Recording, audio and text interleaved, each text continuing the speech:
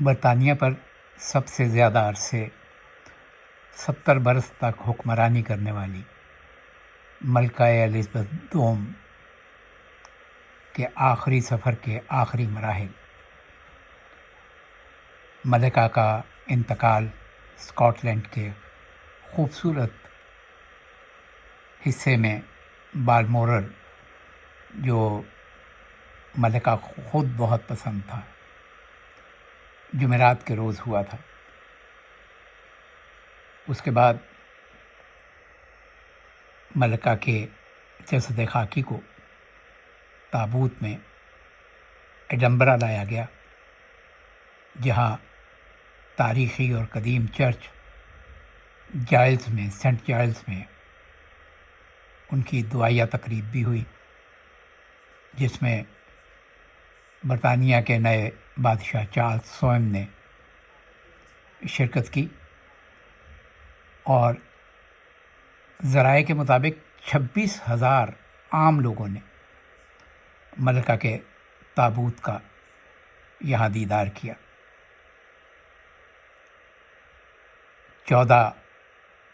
ستمبر کے دن ملکہ کا تابوت ایڈنبرا سے لندن کے سفر پر روانہ ہو رہا ہے۔ یہ تصاویر جو آپ اس وقت دیکھ رہے ہیں، یہ ایڈنبرا ایئرپورٹ کی ہیں، جہاں سے رائل ایئر فورس کے طیارے میں ملکہ کے تابوت کو رکھا جائے گا، اور شہزادی این اس تابوت کو لے کر لندن میں نارتھ ہولٹ کے ایئرپورٹ پہ پہنچیں گی۔ یہاں سے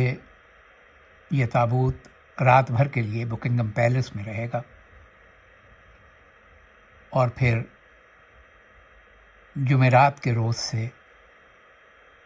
لندن میں تابوت کو رکھ دیا جائے گا عام لوگوں کی دیدار کے لیے۔ حکومت نے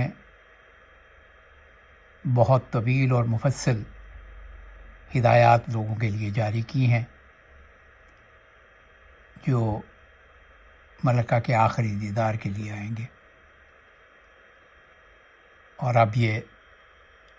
طیارہ تھوڑے ہی عرصے میں